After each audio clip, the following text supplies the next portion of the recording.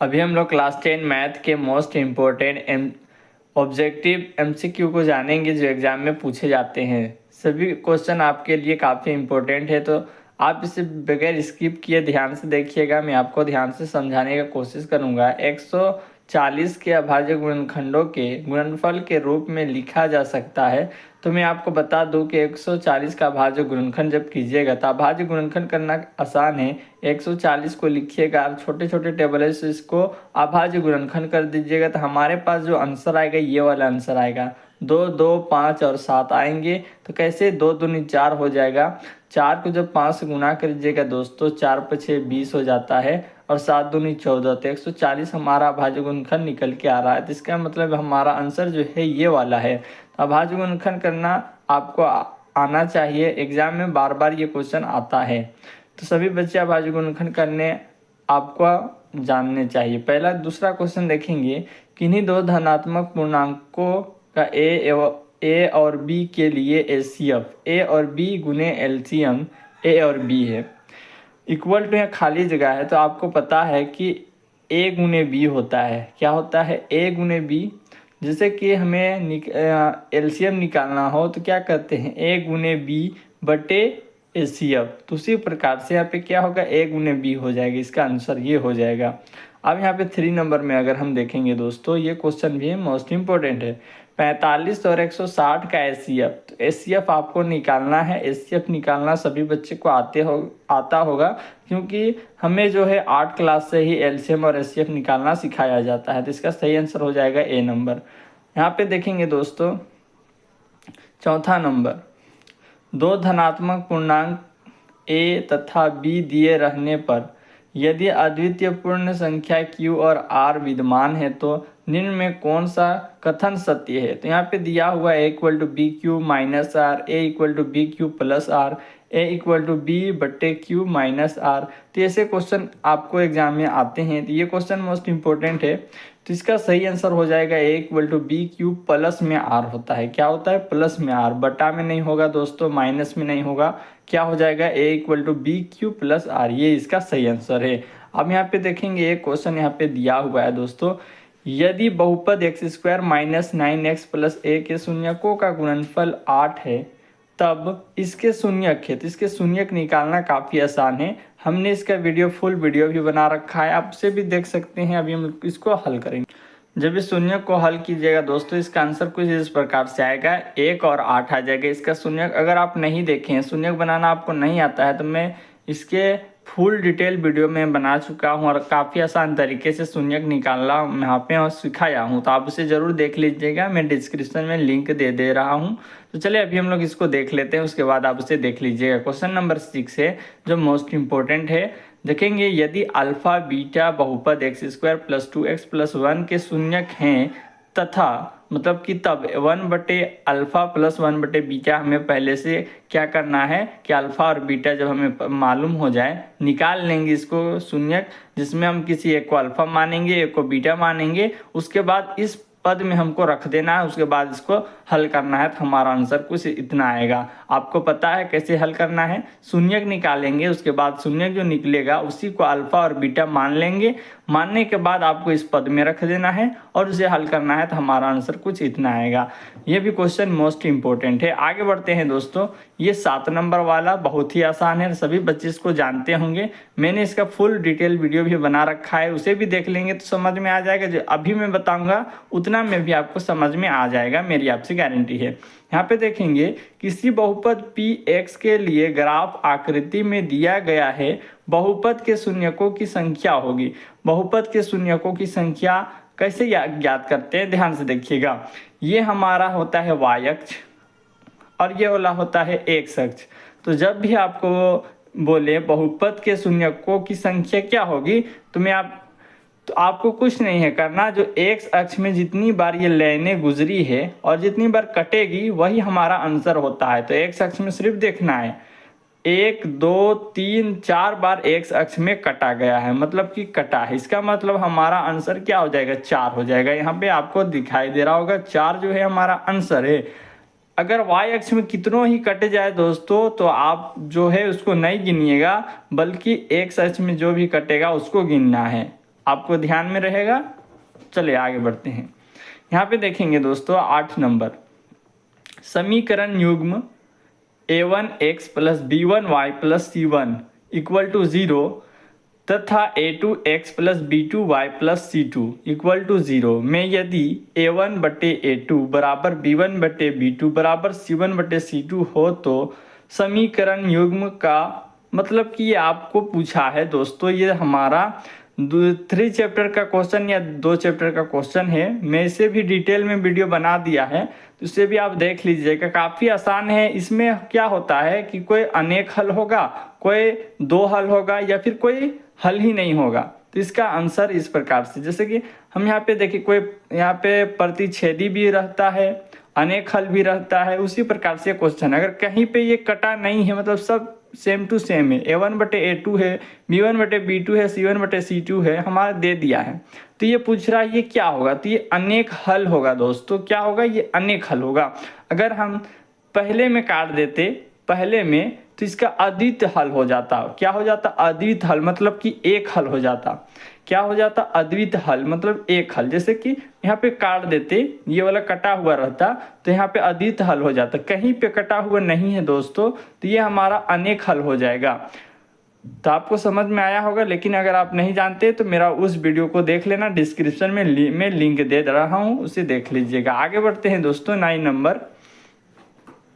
Number देखेंगे, यदि रेखाएं 3x plus 2ky equal to 2 और 2x plus 5y plus 1 equal to 0 समांतर है तो k का मान क्या होगा। ये भी क्वेश्चन काफ़ी इंपॉर्टेंट है। k का मान भी हमें निकालना आता है और निकालना मैं आपको सिखा चुका हूँ, काफ़ी इंपॉर्टेंट है। अगर नहीं देखे हैं तो कोई बात नहीं, डरने की बिल्कुल ही बात नहीं है। जब आप इस चैनल पर आए हैं तो आपको मैथ से बिल्कुल डरना नहीं है। मैं सभी क्वेश्चनों को एकदम डिटेल में हल करता हूं और सभी का आंसर सटीक आता है। तो ध्यान से देखिएगा, काफ़ी आसान क्वेश्चन। इसका आंसर जब निकालेंगे दोस्तों, इसका आंसर आएगा -15/4 आएगा इसका आंसर।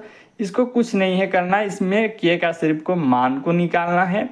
तो इससे भी अगर हल करना चाहते हैं तो मैं डिस्क्रिप्शन में लिंक दे दूँगा या फिर मैं इसे बता दूँगा अगले वीडियो में। इसे पूरा डिटेल में वीडियो चाहिए तो एक बार लिख देना लिंक और लिख देना क्लास 10, बस मैं इसका फुल वीडियो बता दूंगा। काफ़ी आसान है। आप देखेंगे 10 नंबर जो मोस्ट इम्पोर्टेंट है, के किसी मान के लिए युग्म रेखा युग्म 8x plus 5y equal to 9 तथा kx plus 10y equal to 15 असंगत है। ये भी क्वेश्चन मोस्ट इम्पोर्टेंट है। संगत असंगत आ जाता है एग्जाम में और इसको हल करने के लिए बोला जाता है। तो आप इसे भी हल कर सकते हैं काफ़ी आसान तरीके में। इसी का दूसरा भाई ये है जो के का मान निकालने के लिए बोल रहा है, इसका भी हमने हल कर चुका है, इसे भी मैंने हल कर चुका है वीडियो में। तो अगर आप नहीं देखे हैं तो डिस्क्रिप्शन में इसका भी लिंक दे दूंगा, उसे देख लें। इसका जब आंसर आएगा तो ये 16 आंसर ये हमारा आ जाएगा। आगे बढ़ते हैं दोस्तों, यहाँ पे देखेंगे 11 नंबर, समीकरण युग्म 5x plus 3y equal to 4 और 3x minus 2y equal to 10 का हल क्या है। यहाँ पे हल पूछा है, तो ये आपको विलोपन विधि से हल कर सकते हैं, प्रतिस्थापन विधि से हल कर सकते हैं और x और y का मान निकाल सकते हैं। तो यहाँ पे वही क्वेश्चन है, प्रतिस्थापन विधि या विलोपन विधि से हल कर सकते हैं। अगर आपको नहीं आता प्रतिस्थापन विधि निकालना, विलोपन विधि, मैं उसके लिए भी एक डिटेल वीडियो बना चुका हूँ। फुल डिटेल वीडियो मैंने मैथ के लिए बना चुका है। विलोपन विधि और प्रतिस्थापन विधि निकालना सिखाया है। तो इसका सही आंसर क्या हो जाएगा, x equal to 2 y equal to -2। आपको बिल्कुल घबरा नहीं है दोस्तों, मैंने इसके सारे क्वेश्चन का जो वीडियो है उसको बना चुका है। विलोपन विधि और प्रतिस्थापन विधि का लिंक मैं नीचे दे दूंगा, उसे आप जरूर देख लीजिएगा। यहाँ 12 नंबर का क्वेश्चन देखेंगे तो ये भी क्वेश्चन मोस्ट इंपॉर्टेंट है। यदि x इक्वल टू a और y इक्वल टू b समीकरण x minus y equal to 2 और x plus y equal to 4 का हल है तो a और b के मान क्रमशः क्या हैं। तो ये पूछा है कि हमें यदि x इक्वल टू a हमें पता है और y इक्वल टू b हमें पता है, तो समीकरण x y और x plus y equal to 4 का हल है। तो ये भी क्या है कि एक प्रतिस्थापन विधि से हल कर सकते हैं। x की जगह में a रखना है और y की जगह में b रखना है और इन दोनों को हल करना है। काफ़ी आसान है, अगर आप चाहे तो इसे काफ़ी अपने अभी हल कर सकते हैं। उसके लिए थोड़ा सा मेहनत लगेगा कि x की जगह में a रखना है, y की जगह में ये, तो क्या हो जाएगा कि ये माइनस ये प्लस, तो y और y कट जाएगा, मतलब कि b और b कट जाएगा, बचेगा a हमारे पास। उसके बाद इसे भी आप प्रतिस्थापन विधि, विलोपन विधि से हल कर सकते हैं। इसका आंसर आ जाएगा 3 और 1। आप हल कर सकते हैं, काफ़ी आसान क्वेश्चन है। इसे भी आप हल कर सकते हैं विलोपन विधि या प्रतिस्थापन विधि से। अब यहाँ पे देखेंगे 13 नंबर का क्वेश्चन है, रैखिक समीकरण युग्म 5x + 2y = 16 एवं 7x - 4y = 2 के हल क्रमशः, मतलब इसे भी हल करना है। इसे भी हल करना काफ़ी आसान है, विलोपन विधि, प्रतिस्थापन विधि, दोनों विधि से आप इसे हल कर सकते हैं। इसका आंसर हो जाएगा ax = 2 और y = 3। देखिए दोस्तों, प्रतिस्थापन विधि और विलोपन विधि का उपयोग जो है ना क्लास 10 में ज़्यादातर किया जाता है सभी समीकरणों में, तो आप उसे ज़रूर सीख लेंगे तो आपके लिए काफ़ी हेल्पफुल रहेगा। तो मैंने उसके लिंक दे दिया है, उसे आप ज़रूर देख लें। अब ध्यान से देखेंगे दोस्तों, मेरा क्वेश्चन जो है 14 जो मोस्ट इंपॉर्टेंट है और मेरा फेवरेट है। ये क्वेश्चन जो है ना कभी भी अगर एग्जाम में पूछा जाता था हमसे, तो ये क्वेश्चन कभी नहीं छूटता था दोस्तों। क्यों नहीं छूटता था? क्यों, मैंने चैप्टर ये 4 का क्वेश्चन है। कौन सा? चैप्टर 4 का। और चैप्टर 4 जो है काफ़ी आसान सब्जेक्ट है, उसे मैंने पूरा डिटेल में वीडियो बना रखा है। ये क्वेश्चन जो है ना काफ़ी आसान है। इसको निम्नलिखित में से कौन सा द्विघात समीकरण, कौन द्विघात समीकरण है, कौन द्विघात समीकरण नहीं है, तो जानना काफ़ी आसान है।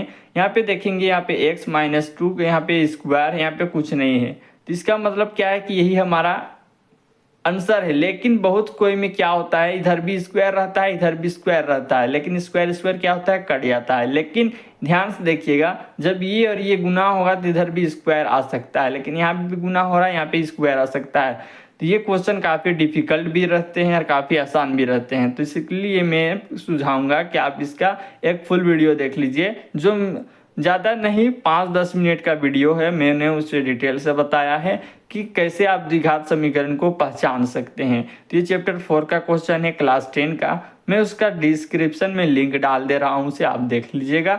अब यहाँ पे देखेंगे दोस्तों 15 नंबर का क्वेश्चन, द्विघात समीकरण के समान या पुनरावर्तीय मूल होने के लिए शर्त है। तो ये भी क्वेश्चन थोड़ा सा डिफिकल्ट है लेकिन आसान है, ध्यान से देखिएगा। तो क्वेश्चन में पूछा है दोस्तों, समान मूल होने के लिए क्या शर्त है। तो समान मूल होने के लिए शर्त क्या है, ध्यान से देखिएगा। d = 0 समान मूल होने के लिए शर्त है। d को विविक्तर भी बोला जाता है दोस्तों, याद रखिएगा। b² - 4ac इसका फॉर्मूला है। यहाँ पे देखेंगे d विविक्तर अगर बड़ा हो और यहाँ पे 0 हो तो इसका मतलब क्या है कि इसका मतलब होता है एक मूल है। क्या है? एक मूल है। शायद थोड़ा सा कन्फ्यूजन है, ध्यान से इसको देख लीजिएगा। लेकिन इसको पता है कि समान मूल होने के लिए d = 0 होना शर्त है। काफ़ी इंपॉर्टेंट क्वेश्चन है दोस्तों, ये चैप्टर 4 का क्वेश्चन है और जिससे क्वेश्चन एग्जाम में पूछा ही जाता है। तो चैप्टर 4 जो है आपको एकदम रट लेना है, काफ़ी आसान है। मैंने उसके लिए सभी क्वेश्चनों को हमने कर चुका है। चैप्टर 4 के ऑल क्वेश्चन जितने भी है जो एग्ज़ाम में आते हैं और जो बहुत ही इम्पोर्टेंट है उसे हमने कर चुका है, उसे आप ज़रूर देख लीजिएगा। क्वेश्चन नंबर 16 देखेंगे, द्विघात समीकरण x² - 5x + 4 = 0 का विविक्तर है। कौन विविक्तर है? तो विविक्तर निकालना काफ़ी आसान है। विविक्तर निकालने के लिए मैं एक वीडियो दे दे रहा हूँ दोस्तों, ज़रूर उसे आप देख लीजिएगा। काफ़ी आसान है विविक्तर निकालना। इसका सही आंसर हो जाएगा 9 C का 9, मतलब कि 9 इसका सही आंसर है। थोड़ा सा आप इसे देख लीजिएगा दोस्तों, आप घबराइएगा नहीं, काहे मैं ये कॉपी लाया हूँ। तो मैं आपको विविक्तर निकालना थोड़ा सा दिखा देता हूँ कैसे निकलता है। जैसे कि ये मेरा क्वेश्चन है और विविक्तर हमें d निकालना है दोस्तों। क्या निकालना है? d, विविक्तर d को बोलते हैं। तो यहाँ पे a = 2 मानेंगे और यहाँ पे मेरा क्वेश्चन में क्या है 5 है, तो यहाँ पे 5 आप लिख लीजिएगा। 7 है, यहाँ पे जो साइन है उस साइन के साथ लिखेंगे।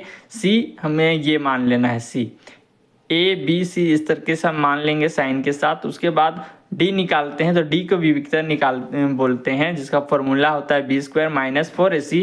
तो यहाँ पे b का मान क्या है दोस्तों, b का मान है -7। तो मेरा क्वेश्चन में क्या है 5 है, जिसे हम लोग हल कर रहे हैं। वहाँ पे 5 लिख दीजिएगा और यहाँ पे स्क्वायर है, स्क्वायर डाल दीजिएगा, जो साइन होगा उस साइन के साथ लिखिएगा। माइनस है यहाँ पे माइनस लिखिएगा। 4ac, 4 पहले से है, a और c का मान रखना है। a का मान 2 है, c का मान 3 है। तो इस प्रकार से रखिएगा और 7 को स्क्वायर करेंगे तो 49।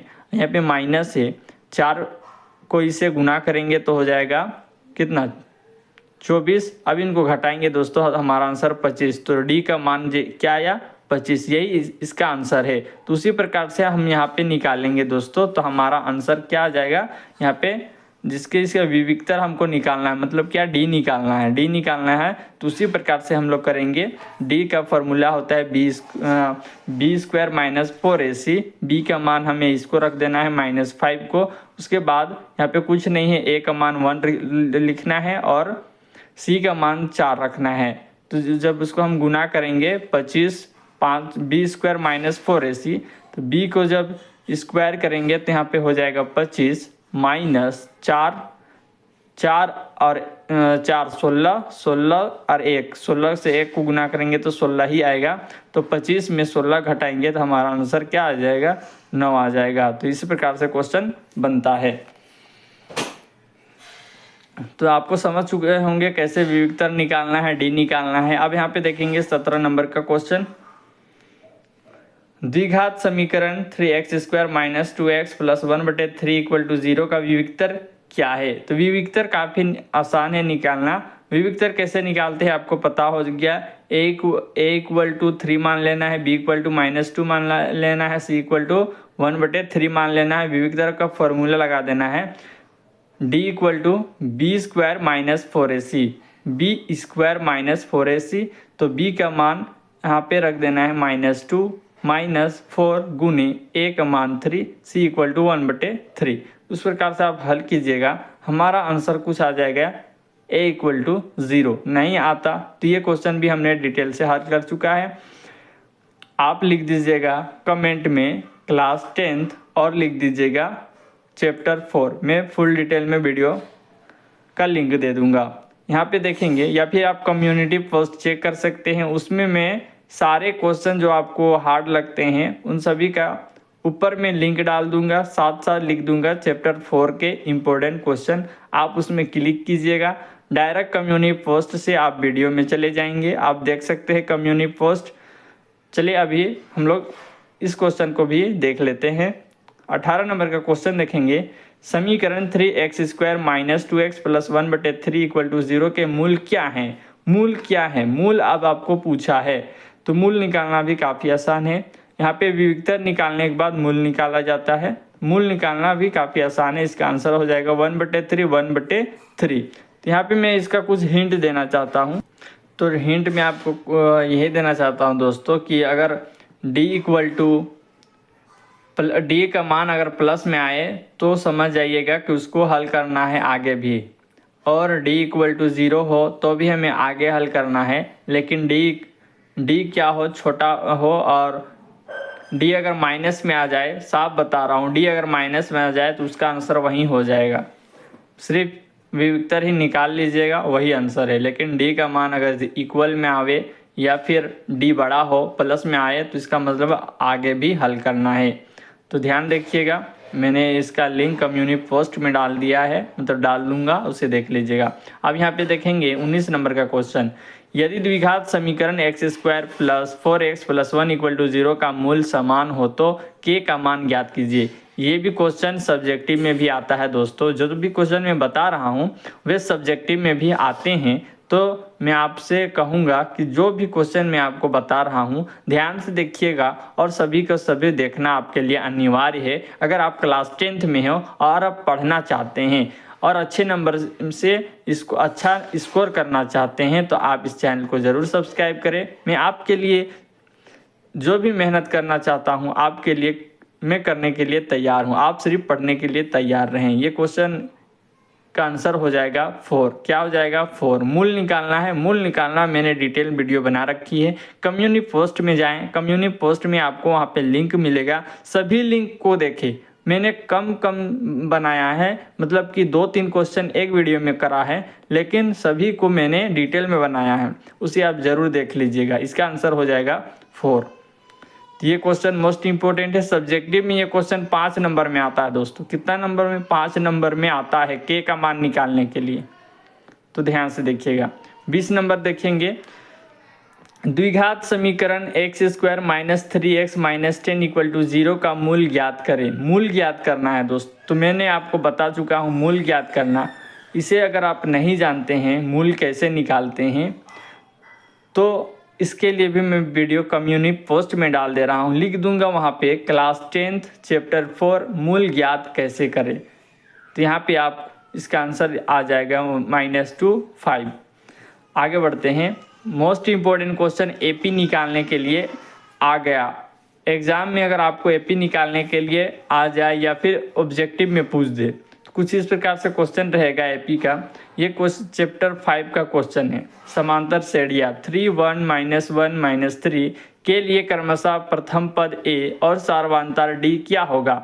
मोस्ट इम्पोर्टेंट है, आपको प्रथम पद भी मालूम है और डी निकालना है, मतलब कि सार्वधातुक निकालना डी है। तो काफ़ी आसान है। A1 मान लेंगे 3 को और B मान लेंगे 1 को।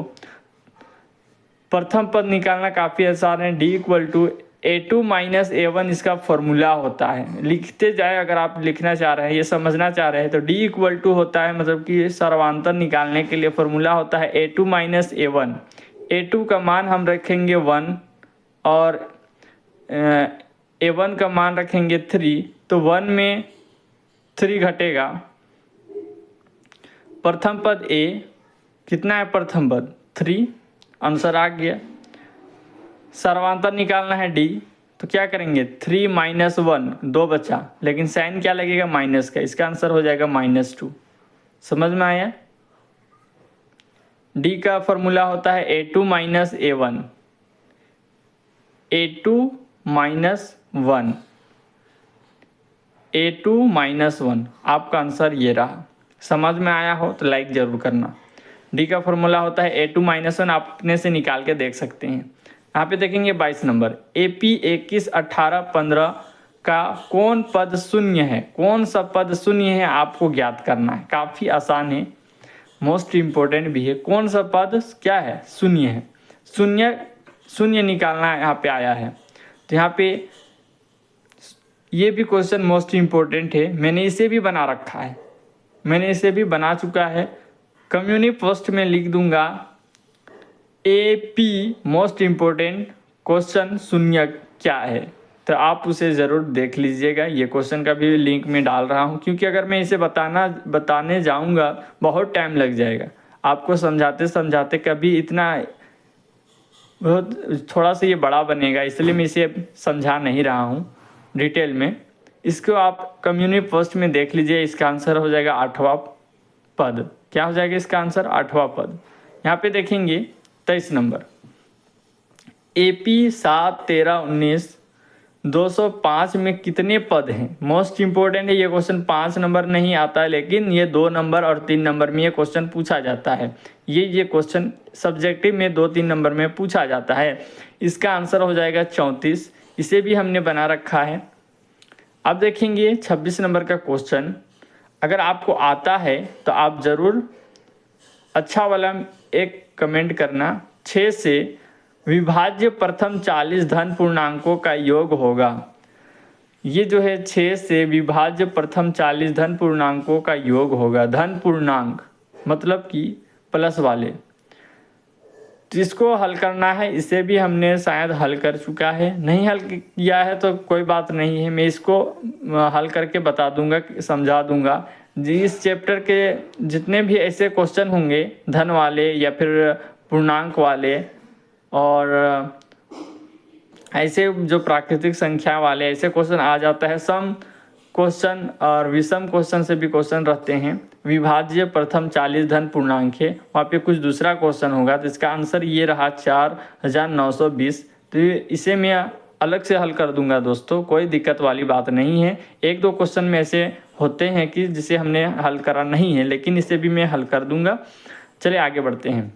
सभी त्रिभुज समरूप होते हैं, तो ये तो आपको पता है कि सभी समद्विबाहु त्रिभुज क्या होते हैं, समरूप होते हैं, याद रखिएगा। यहाँ पे देखेंगे 26 नंबर का क्वेश्चन, ABC में यदि DE इसे बोलते हैं समांतर BC हो तथा BD equal to 7.2 centimetre, AE equal to 1.8 centimetre और EC 5.4 सेंटीमीटर हो तो AD का मान क्या होगा। ये भी क्वेश्चन बनाना आसान है, काफ़ी इम्पोर्टेंट भी है और आसान है। ध्यान रखिए, AD का मान हमें दे दिया है, तो AD का मान हमें ज्ञात करना है और AE का मान, ABC यदि DE सर्वांगसम BC हो तो इसे ध्यान से देखिएगा, ये काफ़ी इम्पोर्टेंट है दोस्तों और ये क्वेश्चन एग्जाम में आता है। BD का मान 7.2 है, यहाँ पे रख लीजिएगा 7.2। फिर है AE, यहाँ पे है 1.8 और CE मतलब कि EC 5.4 है। तो इसका आप क्या कीजिएगा, बटे में लिख दीजिएगा इन दोनों को और इन दोनों को, और उसके बाद आप हल कीजिएगा इक्वल के साथ, तो इसका आंसर आ जाएगा। नहीं आता है तो कोई बात नहीं है, मैंने इसको हल कर चुका है। यहाँ पे कम्युनिटी पोस्ट में ABC करके मैं डाल दूंगा, उसे आप देख लीजिएगा। आगे बढ़ते हैं, कुछ इंपॉर्टेंट क्वेश्चन देखेंगे दोस्तों। ये क्वेश्चन मोस्ट इम्पोर्टेंट है, एग्जाम में ये क्वेश्चन 5 नंबर में आता है। कितना नंबर में आता है, 5 नंबर में। ध्यान से देखिएगा इस क्वेश्चन को हमने डिटेल से हल करा है, जो 5 नंबर के क्वेश्चन है, जिसमें हमें C जो है समकोण सिद्ध करना होता है 90 डिग्री। तो इसे हमने डिटेल में बनाया है, उसे हम यहाँ पे कम्युनिटी पोस्ट पर मैं लिंक डाल दे रहा हूँ। ABC एक समद्विबाहु त्रिभुज है, C समकोण ज्ञात कीजिए, ये इस प्रकार से मैं यह डाल देता हूँ कम्युनिटी पोस्ट में, आप उसे ज़रूर देख लीजिएगा। अगर आप इस प्रकार से देखना नहीं चाहते हैं तो मैंने जितने भी क्वेश्चन बनाए हैं सभी को आप ज़रूर देख लें, आपको सभी के सभी मोस्ट इम्पोर्टेंट क्वेश्चन ही देखने को मिलेगा। किसी से आपका जो है कि मैंने कुछ गलत देख लिया या फिर ये एग्ज़ाम में नहीं आएगा, इससे रिलेटेड जो भी क्वेश्चन आपके दिमाग में चल रहे हों वो आपका दूर हो जाएगा। सभी के सभी क्वेश्चन आपको ध्यान से देखने हैं, जिसने भी हमने बना रखा है।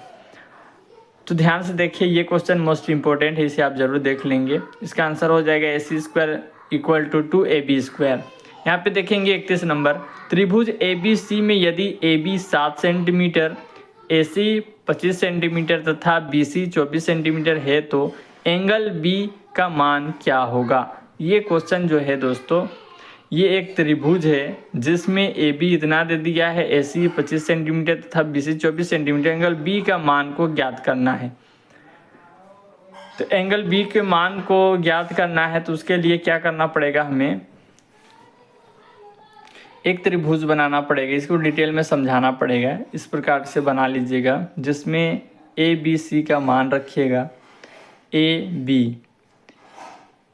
AB 7 सेंटीमीटर है,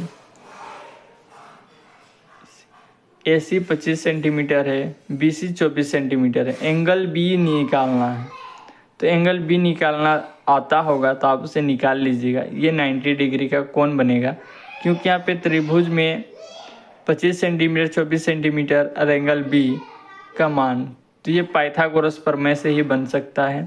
उसे आप देख लीजिएगा, इसे थोड़ा सा समझ लीजिएगा, एग्ज़ाम में ये क्वेश्चन आता है।